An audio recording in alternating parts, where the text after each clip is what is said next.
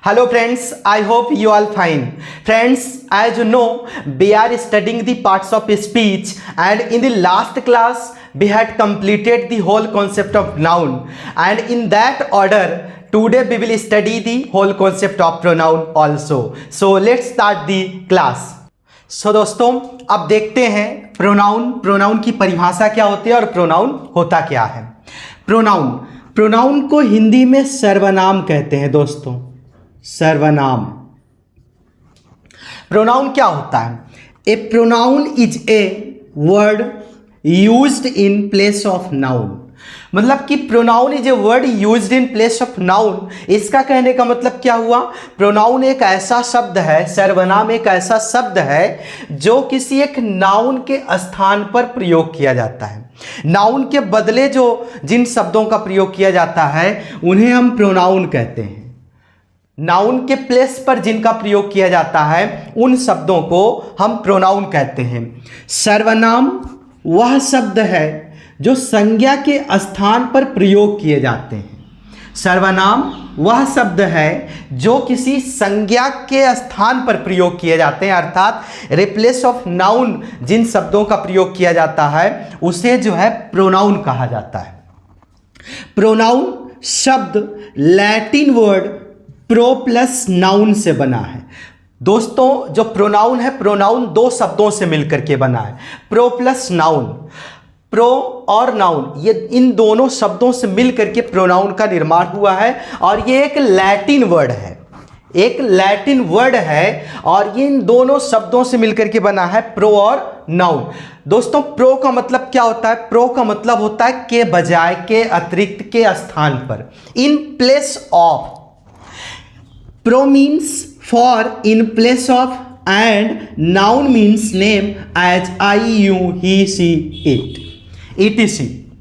मतलब जो प्रो है, इस प्रो का मतलब क्या होता है दोस्तों? इस प्रो का मतलब होता है इन प्लेस ऑफ। मतलब कि प्लेस ऑफ का मतलब होता है के स्थान पर या के अतिरिक्त, के अलावा, के बजाय, के बदले। किसके बदले? नाउन के बदले। मतलब कि प्रो का मतलब होता है के अतिरिक्त या के स्थान पर और नाउन का मतलब संज्ञा। तो इस प्रकार प्रो का मतलब के अतिरिक्त, के बदले या के स्थान पर, नाउन का मतलब संज्ञा।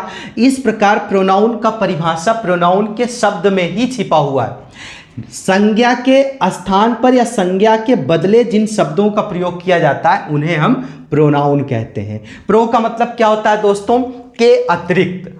प्रो का मतलब के अतिरिक्त या के स्थान पर। प्रो का मतलब क्या होता है दोस्तों?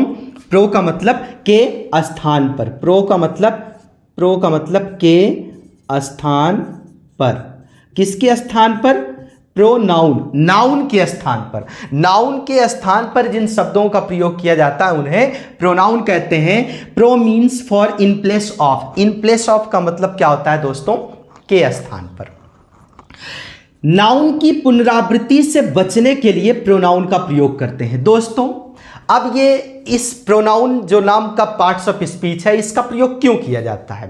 तो कभी कभी क्या होता है, कभी कभी कोई एक कहानी होती है, कोई एक सेंटेंस होता है और उस सेंटेंस में एक ही नाउन की आवृत्ति कई बार हुई होती है।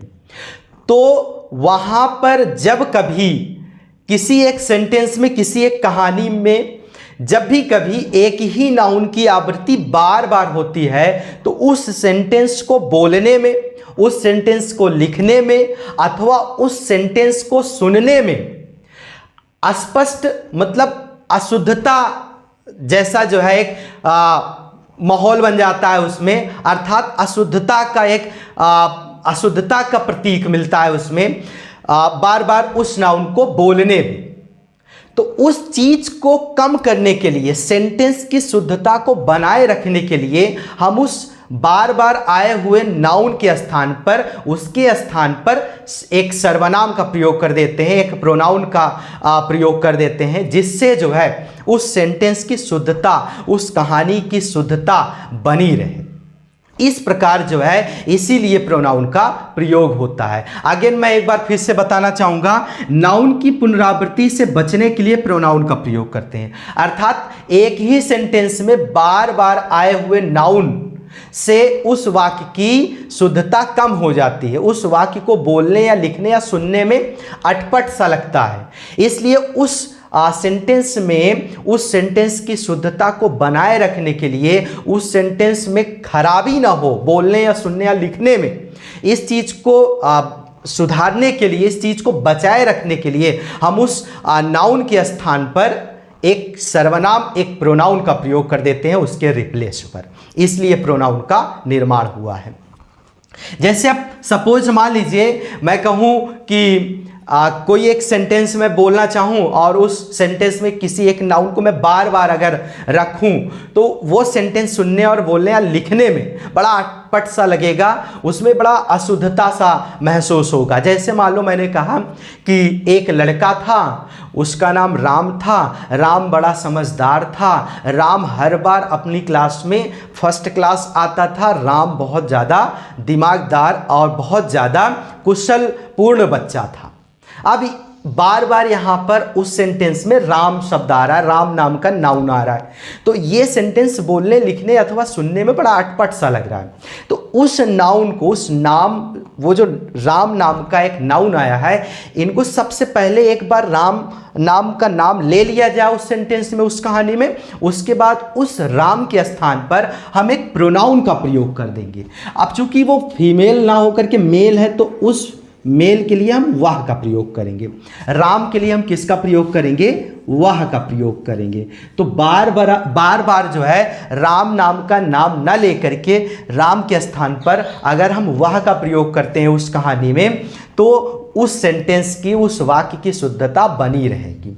जैसे मान लो मैंने कहा एक लड़का था जिसका नाम राम था, वह बहुत ज़्यादा समझदार था, वह अपने क्लास में हमेशा फर्स्ट क्लास आता था, वह बहुत ज़्यादा दिमागदार और कुशल पूर्ण था।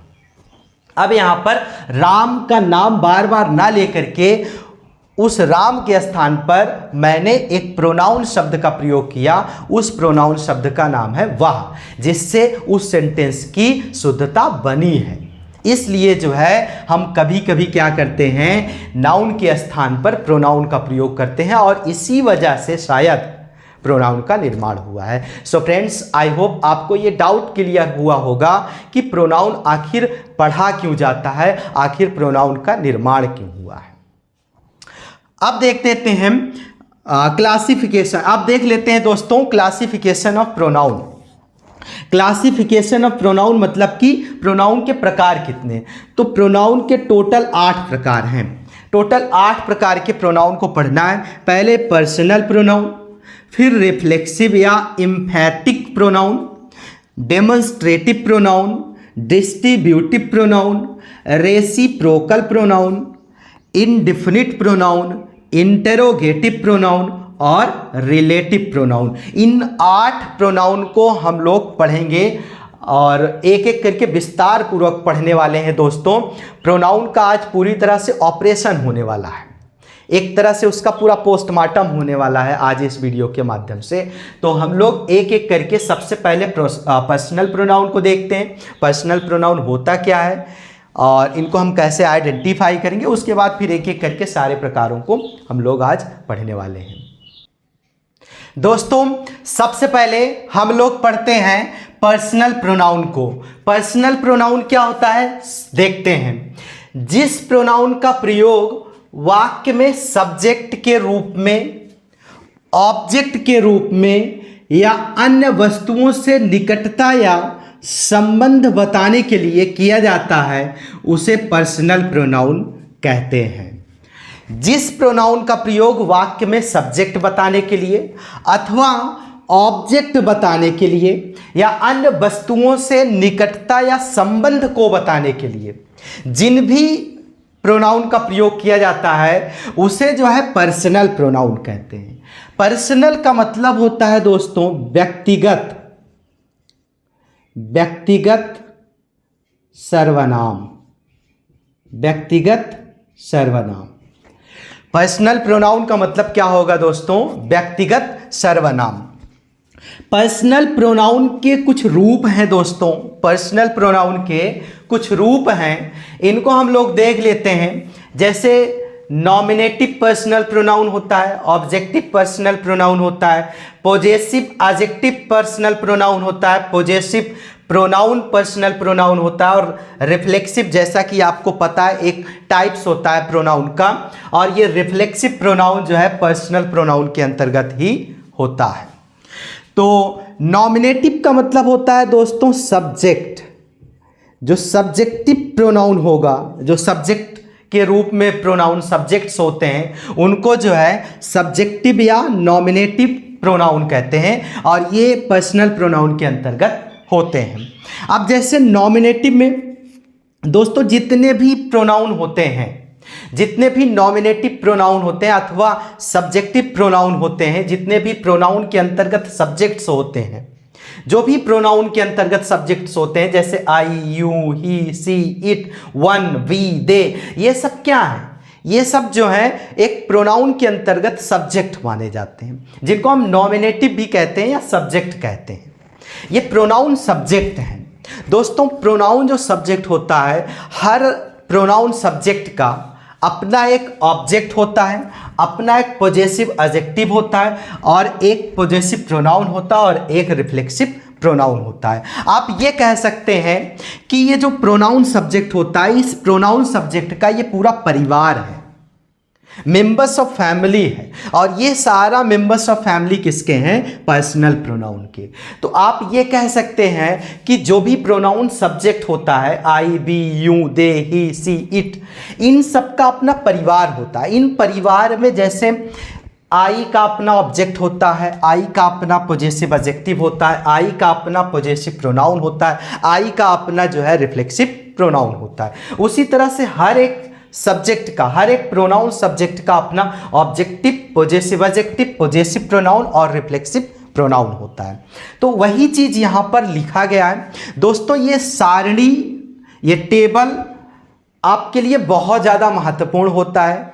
आप किसी भी ग्रामर के टॉपिक को अगर पढ़ते हैं, विशेष रूप से जैसे डायरेक्ट से इनडायरेक्ट पढ़ते हैं अथवा एक्टिव से पैसिव पढ़ते हैं, तो इन जगहों पर इन टेबल का प्रयोग किया जाता है, इन टेबल की ज़रूरत होती है। तो इसलिए इनको याद करना अति आवश्यक हो जाता है। तो आप तो ये कंफर्म हो गई बात कि हाँ, ये पर्सनल प्रोनाउन के सारे मेंबर्स हैं, और पर्सनल प्रोनाउन में एक सब्जेक्ट्स होता है, प्रोनाउन का अपना सब्जेक्ट होता है, और इन सब्जेक्ट्स का ये अपना जो है मेंबर्स होते हैं। हर एक सब्जेक्ट का अपना ऑब्जेक्ट होता है, हर एक सब्जेक्ट का अपना पॉजेसिव प्रोनाउन होता है, हर एक सब्जेक्ट का अपना जो है पॉजेसिव एडजेक्टिव होता है, हर एक सब्जेक्ट का अपना रिफ्लेक्सिव प्रोनाउन होता है। तो अब एक एक करके हर एक प्रोनाउन सब्जेक्ट का हम लोग उनके परिवार को देख लेते हैं। जैसे नॉमिनेटिव या सब्जेक्टिव प्रोनाउन आई है, तो आई का ऑब्जेक्ट क्या होता है? मी होता है। आई का जो ऑब्जेक्टिव प्रोनाउन होगा वो मी होगा। आई का पॉजेसिव एडजेक्टिव माई होगा। आई का पॉजेसिव प्रोनाउन माइन होगा। आई का रिफ्लेक्सिव प्रोनाउन माई सेल्फ होगा। रिफ्लेक्सिव वाले में या तो आप देखेंगे सेल्फ या तो आप देखेंगे सेल्फ्स। सेल्फ एक वचन के लिए और सेल्फ्स जो है बहुवचन के लिए होता है। ये अगर कहीं पर भी किसी भी क्या कहते हैं पॉजेसिव एडजेक्टिव या पॉजेसिव प्रोनाउन के अंत में सेल्फ या सेल्फ्स दिख जाए तो आप समझ जाइएगा वो रिफ्लेक्सिव प्रोनाउन है। तो आई का आई, मी, माई, माइन, माई सेल्फ। उसी तरह से यू आपका नॉमिनेटिव है, सब्जेक्ट प्रोनाउन है, और यू का ऑब्जेक्ट यू ही होता है। यू का पॉजेसिव एडजेक्टिव योर होता है। यू का पॉजेसिव प्रोनाउन योर्स होता है, और यू का रिफ्लेक्सिव योर सेल्फ और योर सेल्फ्स दोनों होते हैं। दोस्तों यू जो होता है सिंगुलर और प्लूरल दोनों माना जाता है, इसलिए अगर यू को हम सिंगुलर मानते हैं तो रिफ्लेक्सिव जो है योर सेल्फ होगा, SELF। अगर हम यू को प्लूरल मानते हैं तो रिफ्लेक्सिव जो है योर सेल्फ्स होगा, YOUR SELVES प्लूरल के लिए होता है, SELF सिंगुलर के लिए होता है। तो सब्जेक्ट जो भी होगा उसके ऊपर डिपेंड करेगा यहाँ पर सेल्फ लगेगा कि सेल्फ्स लगेगा। सब्जेक्ट अगर एक वचन का है तो यहाँ पर सेल्फ होगा, अगर सब्जेक्ट यहाँ पर बहुवचन है तो यहाँ पर सेल्फ्स होगा। SELVES बहुवचन के लिए, SELF सिंगुलर के लिए अर्थात एक वचन के लिए। ही अब चूंकि सिंगुलर है तो ही नॉमिनेटिव अथवा सब्जेक्टिव प्रोनाउन है। ही का ऑब्जेक्ट हिम होता है, ही का पोजेसिव हिज होता है, ही का पोजेसिव प्रोनाउन हिज होता है, ही का रिफ्लेक्सिव प्रोनाउन हिमसेल्फ होता है। अब यहां पर सेल्फ होगा क्योंकि ही जो है सिंगुलर है। उसी तरह से सी, ही वह का मतलब होता है, ही मेल के लिए होता है और चूंकि सी जो है वह के लिए फीमेल में होता है। तो सी नॉमिनेटिव प्रोनाउन है और इसका ऑब्जेक्टिव हर है, इसका पॉजिटिव एडजेक्टिव हर, इसका पॉजिटिव प्रोनाउन हर्ष और इसका रिफ्लेक्सिव जो है हर सेल्फ होगा। ये भी एक वचन है तो यहाँ पर हर सेल्फ होता है, सेल्फ होगा। इट नॉमिनेटिव अथवा सब्जेक्टिव प्रोनाउन है। इट का ऑब्जेक्ट इट का पॉजिटिव एडजेक्टिव इट्स, इट का पॉजिटिव प्रोनाउन नहीं होता है दोस्तों, इट का रिफ्लेक्सिव प्रोनाउन इट सेल्फ हो जाएगा। इट का रिफ्लेक्सिव प्रोनाउन इट सेल्फ हो जाएगा। उसी तरह से दोस्तों वन भी एक सब्जेक्ट होता है, सिंगुलर होता है। वन का ऑब्जेक्टिव प्रोनाउन वन का पॉजिटिव एडजेक्टिव वंस, वन का पॉजिटिव प्रोनाउन नहीं होता है, वन का रिफ्लेक्सिव प्रोनाउन वन सेल्फ होगा, SELF होगा क्योंकि वन सब्जेक्ट जो है सिंगुलर माना जाता है। उसी तरह से बी जो होता है नॉमिनेटिव एक प्रोनाउन है, सब्जेक्टिव प्रोनाउन है, तो बी का ऑब्जेक्ट अस, बी का पॉजिटिव एडजेक्टिव आवर, बी का पॉजिटिव प्रोनाउन आवर्स, बी का रिफ्लेक्सिव प्रोनाउन आवर सेल्फ्स होगा। अब चूंकि बी बहुवचन है तो इसलिए यहाँ पर आवर सेल्फ होगा, मतलब कि SELVE माना जाएगा। दे क्या है? दे भी एक नॉमिनेटिव अथवा सब्जेक्टिव प्रोनाउन है। दे का ऑब्जेक्ट देम, दे का पॉजिटिव एडजेक्टिव दियर, दे का पॉजिटिव प्रोनाउन दियर्स, दे का रिफ्लेक्सिव प्रोनाउन देमसेल्व्स होगा। क्योंकि दे हमारा जो है एक बहुवचन सब्जेक्ट माना जाता है इसलिए यहाँ पर देमसेल्व्स हो जाएगा। उम्मीद करता हूँ दोस्तों आपको ये टेबल समझ में आया होगा। एक चीज़ और मैं आप सबको यहीं पर बताना चाहूँगा, जैसे ये आई है, आई और बी ये दोनों फर्स्ट पर्सन के अंतर्गत आते हैं दोस्तों। यू आपका सेकेंड पर्सन के अंतर्गत आता है, बाकी इनके अलावा जो भी है ये सब थर्ड पर्सन में आते हैं। आई और we, I first person, you second person, he third person, she third person, it third person, one third person, we first person और दे भी थर्ड पर्सन। ये भी पर्सन और इनका जो भी परिवार है, मेंबर्स है, वो सारे भी उसी पर्सन में आएंगे जिस पर्सन में जो है इनके सब्जेक्ट है। अगर आई फर्स्ट पर्सन में तो आई का जो भी है परिवार सदस्य, object, positive adjective, positive pronoun, reflexive, सारा कुछ जो है उसका फर्स्ट पर्सन में ही आएगा। जैसे यू सेकेंड पर्सन है तो यू का पूरा फैमिली जो है सेकेंड पर्सन में आएगा। जैसे ही, शी, इट, वन, दे ये सब थर्ड पर्सन में, तो इनका जितना फैमिली है, परिवार है, सदस्य हैं, सब कुछ थर्ड में ही आएगा। जैसे बी फर्स्ट पर्सन है तो बी का we, us, our, ours, ourselves, ये सारा कुछ जो है आपका फर्स्ट पर्सन में आएगा। सो फ्रेंड्स, उम्मीद करता हूँ आपको ये टेबल समझ में आया होगा और ये पर्सनल प्रोनाउन भी समझ में आया होगा। अब हम लोग देख लेते हैं नेक्स्ट टाइप्स के प्रोनाउन को। नेक्स्ट है रिफ्लेक्सिव अथवा इम्फैटिक प्रोनाउन। रिफ्लेक्सिव प्रोनाउन अथवा इम्फैटिक प्रोनाउन यह कर्ता पर कार्य होने को इंगित करते हैं। मतलब ये जो रिफ्लेक्सिव प्रोनाउन होता है यह जो है कर्ता, मतलब जो सब्जेक्ट है उस सब्जेक्ट पर कार्य होने को इंगित करते हैं। मतलब स्वयं कर्ता के ऊपर काम करने को इंगित होते हैं, संकेत करते हैं। अर्थात जब सब्जेक्ट द्वारा किया हुआ कार्य का प्रभाव किसी दूसरे पर ना पड़कर अपने पर स्वयं पड़े। मतलब जब कोई करता हो और काम करने वाला जो इंसान हो वो कोई काम कर रहा हो और उस काम का जो प्रभाव है उस कर्ता पर स्वयं पड़े, तो उसके अंतर्गत जो भी प्रोनाउन आता है उसे हम रिफ्लेक्सिव प्रोनाउन कहते हैं। रिफ्लेक्सिव का मतलब होता है दोस्तों निजवाचक सर्वनाम। रिफ्लेक्सिव का मतलब निजवाचक, निजवाचक का मतलब होता है अपना। तो जब कोई कर्ता, कोई एक सब्जेक्ट अगर कोई काम कर रहा है और उस काम का प्रभाव उस कर्ता पर स्वयं पड़े, तो उसके अंतर्गत जिन शब्दों का प्रयोग करते हैं उस शब्द को हम प्रोनाउन कहते हैं, और प्रोनाउन में रिफ्लेक्सिव प्रोनाउन कहते हैं। जैसे फर्स्ट पर्सन और सेकेंड पर्सन के पॉजेसिव एडजेक्टिव, अभी हम लोग कुछ देर पहले देखे थे, जो टेबल मैंने बताया था उसमें आपने देखा था पॉजेसिव एडजेक्टिव भी था, और पर्सन के बारे में भी मैंने बताया था, फर्स्ट, सेकेंड और थर्ड। तो वही कहा जा रहा है कि फर्स्ट पर्सन मतलब कि आई और वी, आई और वी सब्जेक्ट है, और इनका अपना जो भी ऑब्जेक्टिव, पॉजेसिव, रिफ्लेक्सिव, ये सारा कुछ है, उनका अपना एक परिवार है। फर्स्ट पर्सन और सेकेंड पर्सन मतलब कि यू, योर, योर्स, योरसेल्फ, ये सेकेंड पर्सन का पॉजेसिव एडजेक्टिव, मतलब इनका पॉजेसिव एडजेक्टिव। जैसे आई का क्या होता है पॉजेसिव एडजेक्टिव? माई। बी का क्या होता है? बी का आवर। उसी तरह से यू का क्या होता है? योर। कह रहा है कि फर्स्ट पर्सन और सेकेंड पर्सन का जो पॉजेसिव एडजेक्टिव है, तो फर्स्ट पर्सन का पॉजेसिव माई, फर्स्ट पर्सन का जो बहुवचन सब्जेक्ट है बी का आवर, सेकेंड पर्सन का पॉजेसिव एडजेक्टिव जो है योर होगा, तथा थर्ड पर्सन के ऑब्जेक्टिव प्रोनाउन, थर्ड पर्सन मतलब कि ही, शी, इट और दे, ये सब्जेक्ट हैं। इनका कौन सा ऑब्जेक्टिव प्रोनाउन? ही का हिम होता है, शी का हर होता है, इट का इट होता है, दे का देम होता है। तो ये पॉजेसिव जो प्रोनाउन क्या कहते हैं, थर्ड पर्सन का ऑब्जेक्टिव प्रोनाउन है, और ये फर्स्ट और सेकेंड पर्सन का ये क्या है? ये पॉजेसिव एडजेक्टिव है।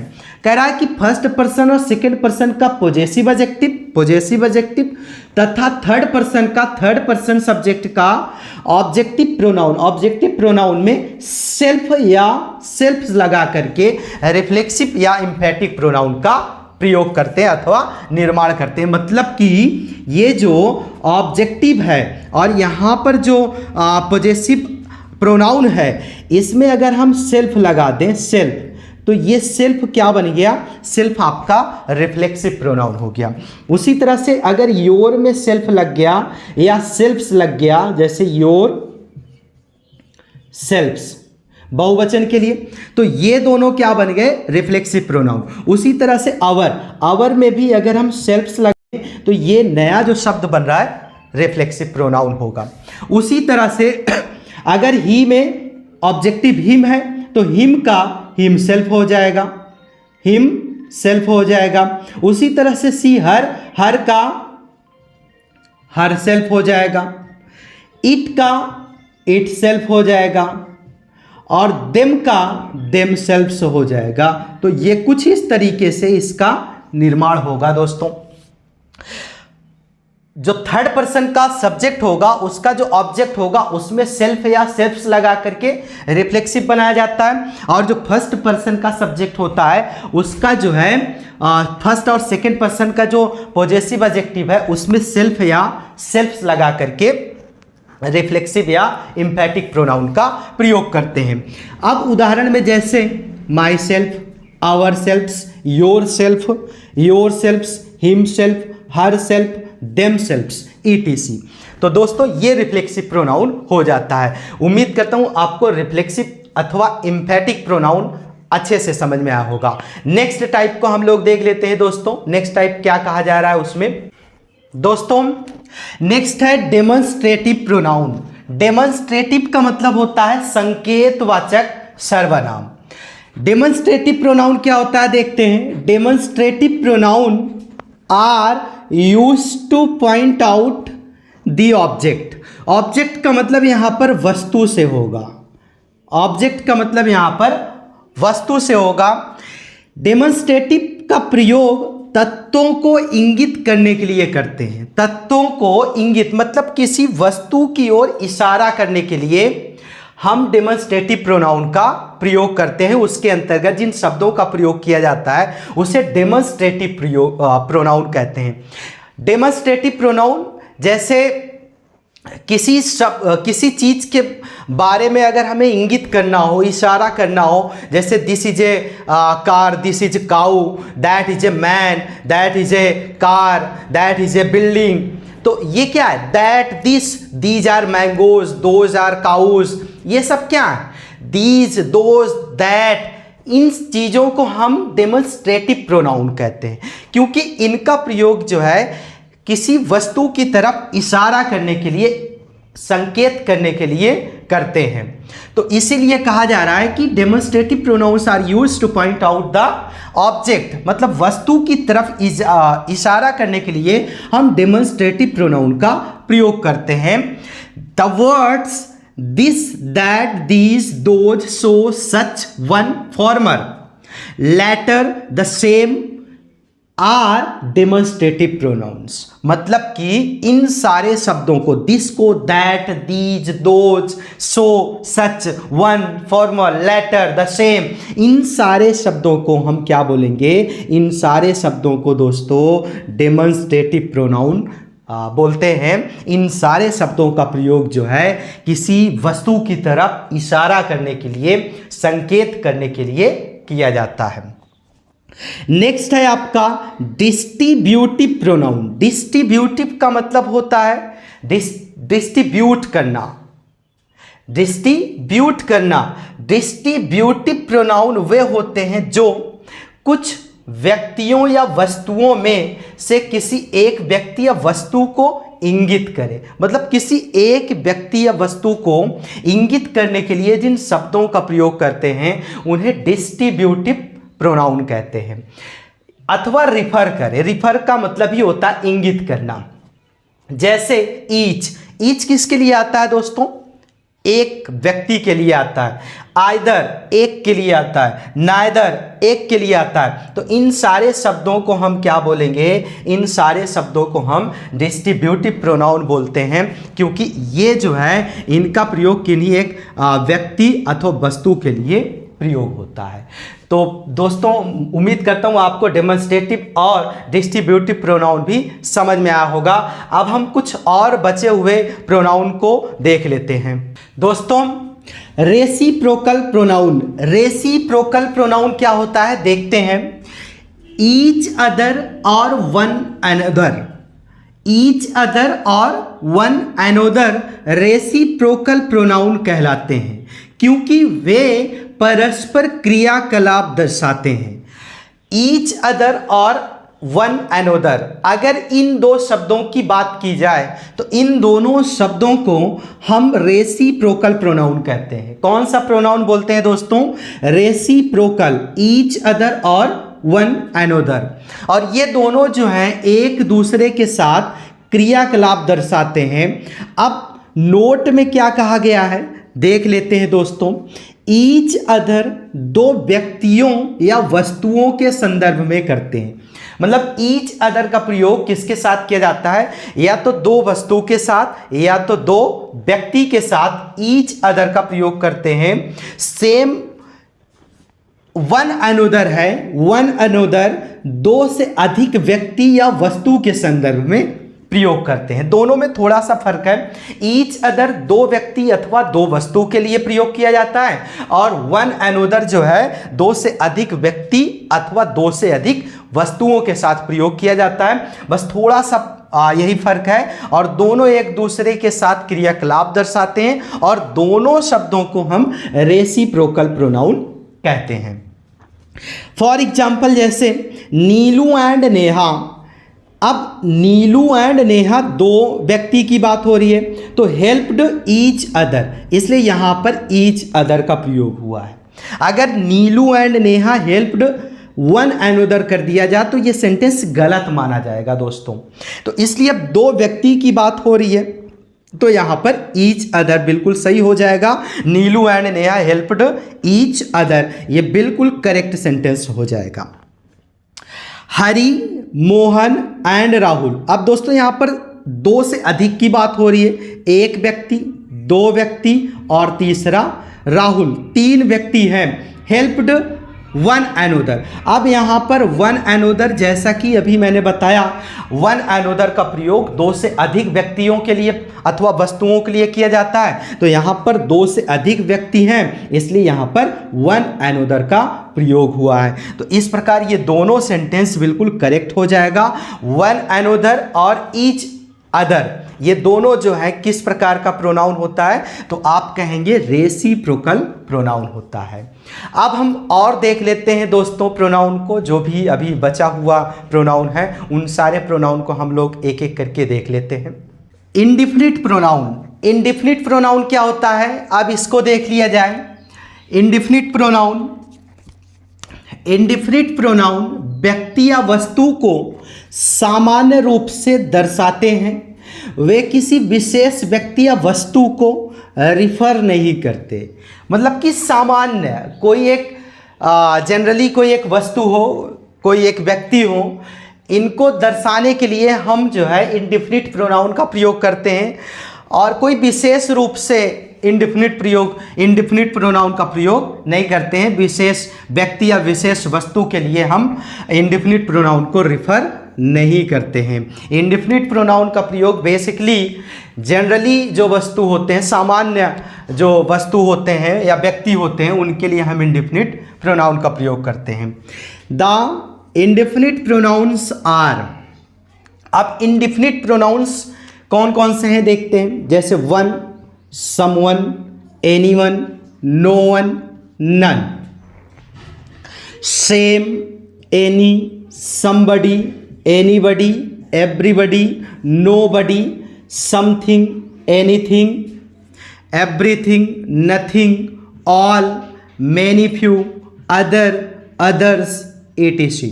ये सारे शब्द, इन सारे शब्दों को हम क्या बोलेंगे, इन सारे शब्दों को हम लोग इंडिफिनिट प्रोनाउन बोलते हैं। इन सारे शब्दों को हम लोग जो है सामान्य रूप से किसी एक सामान्य व्यक्ति अथवा सामान्य वस्तु के लिए प्रयोग करते हैं इन सारे शब्दों को, और इन सारे शब्दों को हम लोग इंडिफिनिट प्रोनाउन नाम देते हैं।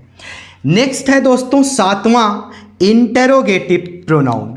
इंटेरोगेटिव प्रोनाउन, इंटेरोगेटिव प्रोनाउन क्या होता है, जैसा कि आप सभी को पता है, इंटेरोगेटिव प्रश्नवाचक जिसमें प्रश्न पूछने का काम किया जाए। जिन भी वाक्य में, जिन भी शब्दों के माध्यम से प्रश्न को पूछा जाता है, उन सारे शब्दों को इंटेरोगेटिव प्रोनाउन कहते हैं। दोस्तों अगर शुरू में कोई प्रश्नवाचक शब्द हो, और किसी भी वाक्य में, वाक्य के बीच में कोई एक प्रश्नवाचक शब्द हो, और अंत में उस वाक्य के ये वाला सिंबल हो, प्रश्नवाचक सिंबल हो, तो हम समझेंगे वो जो प्रश्न पूछने वाला जो शब्द है वो क्या है, इंट्रोगेटिव प्रोनाउन। क्योंकि ये जो इंट्रोगेटिव शब्द है ना, इनका प्रयोग कई तरह के पार्ट्स ऑफ स्पीच के रूप में करते हैं। जैसे कंजंक्शन के रूप में भी इनका प्रयोग किया जाता है, और प्रोनाउन के रूप में भी इनका प्रयोग किया जाता है। कुछ क्या कहते हैं, रिलेटिव प्रोनाउन के अंतर्गत भी कुछ प्रोनाउन शब्दों को प्रयोग किया जाता है। तो हम पहचानेंगे कैसे, इंट्रोगेटिव अगर है और वो साथ में अगर प्रोनाउन है तो हम पहचानेंगे कैसे। तो याद रखिएगा, सिंपल सा पहचान यही है इंट्रोगेटिव प्रोनाउन का, कि जो भी ये प्रश्नवाचक शब्द हैं, जो भी प्रश्नवाचक शब्द हैं, जैसे जितने भी प्रश्नवाचक शब्द मैंने लिखे हैं, who, what, which, why, when, where, which, whose, whom, how, अगर इन सारे शब्दों के बाद एक हेल्पिंग वर्ब आ जाए, इंग्लिश सेंटेंस में हेल्पिंग वर्ब आ जाए, इन सारे शब्दों के बाद अगर हेल्पिंग वर्ब आ जाए, तो आप समझ जाइएगा इन सारे शब्दों का प्रयोग एक इंट्रोगेटिव प्रोनाउन के रूप में हुआ है। After these word, if you can see the use of any helping verb, then we can say that the word use of as an interrogative pronoun। तो उन सारे शब्दों का प्रयोग इंट्रोगेटिव प्रोनाउन के रूप में हुआ होगा। और अगर इन सारे शब्दों में से किसी एक शब्द का प्रयोग किन्हीं दो सेंटेंस के बीच में हुआ हो, तो आप उसे जो है इंट्रोगेटिव प्रोनाउन नहीं कहेंगे, तब फिर वो अपना अलग पार्ट्स ऑफ स्पीच के रूप में प्रयोग हुआ होता है, उसे हम कंजंक्शन नाम का पार्ट्स ऑफ स्पीच कहते हैं। आपको सिर्फ सिंपल सा यही समझना है कि अगर इन सारे शब्दों के बाद अगर कोई एक हेल्पिंग वर्ब आया है तो आप उस हेल्पिंग वर्ब के रूप में ये समझेंगे कि इन सारे शब्दों का प्रयोग एक इंट्रोगेटिव प्रोनाउन के रूप में हुआ है। और इंट्रोगेटिव प्रोनाउन का प्रयोग प्रश्न पूछने के लिए जिन शब्दों का प्रयोग करते हैं उन्हें हम इंट्रोगेटिव प्रोनाउन कहते हैं। Who, what, which, why, when, where, which, whose, whom, how, etc। इन सारे शब्दों को हम लोग इंट्रोगेटिव प्रोनाउन कहते हैं। सो फ्रेंड्स, उम्मीद करता हूँ आपको इन सारे प्रोनाउन के बारे में बेहतर ढंग से समझ में आया होगा। एक प्रोनाउन और बच रहा है, एक लास्ट प्रोनाउन बच रहा है, रिलेटिव प्रोनाउन। उसको भी हम लोग देख लेते हैं दोस्तों, ताकि ये जो है प्रोनाउन यहीं पर पूरी तरह से समाप्त हो जाए। नेक्स्ट और लास्ट है रिलेटिव प्रोनाउन। रिलेटिव का मतलब क्या होता है दोस्तों? संबंधवाचक सर्वनाम। रिलेटिव प्रोनाउन का मतलब क्या होगा? संबंधवाचक सर्वनाम। रिलेटिव प्रोनाउन उन्हें कहते हैं जो किसी नाउन के लिए प्रयुक्त होते हैं, जो इनसे पूर्व आते हैं। वह नाउन जिसे रिलेटिव प्रोनाउन इंगित करता है एंटीसीडेंट कहलाता है। दोस्तों, एंटीसीडेंट क्या है समझते हैं। रिलेटिव प्रोनाउन उसे कहते हैं जो किसी नाउन के लिए प्रयुक्त होता है, मतलब कि नाउन के लिए प्रयोग किया जाता है, रिलेटिव प्रोनाउन उसे कहा जाता है। मतलब जैसे है this is the lady who encouraged me. जैसे यहां पर who, this is the book which I mentioned, इसमें विच, हु और विच ये दोनों क्या है? रिलेटिव प्रोनाउन है। दोस्तों, हु और विच ये दोनों रिलेटिव प्रोनाउन है, और जब भी कभी किसी वाक्य के बीच में ऐसे कोई शब्द आए जो प्रश्नवाचक शब्द हो, तो आप याद रखिएगा ऐसे शब्द को उस टाइम हम रिलेटिव प्रोनाउन कहते हैं। ये दो वाक्यों को जोड़ने का काम करता है, रिलेटिव संबंध को बताता है। और याद रखिएगा जब भी ऐसे कोई प्रश्नवाचक शब्द वाक्य के बीच में है और उसके जस्ट पहले एक नाउन आएगा, जैसे यहाँ पर लेडी आया और यहाँ पर बुक आया है। पहले वाले में लेडी, दूसरे वाले में बुक। पहले वाले में लेडी आया है और दूसरे वाले में बुक आया है, और लेडी के बाद हु आया है और बुक के बाद विच आया है। तो दोस्तों याद रखिएगा ये जो लेडी आया है ये नाउन है, और इस नाउन के लिए हु का प्रयोग हुआ, और यहाँ पर बुक के लिए विच का प्रयोग हुआ। तो याद रखिएगा जब भी कुछ ऐसी स्थिति में सेंटेंस आए तो इन सारे शब्दों को रिलेटिव प्रोनाउन कहते हैं, और इन सारे शब्दों के पहले जो भी नाउन होता है, जो भी नाउन आएगा उसी को हम एंटीसीडेंट कहते हैं। इस नाउन को ही हम एंटीसीडेंट कहते हैं। तो इस प्रकार यहाँ पर लेडी और बुक, लेडी और बुक ये दोनों क्या है दोस्तों? ये दोनों जो हैं एंटीसीडेंट हैं, एंटीसीडेंट हैं।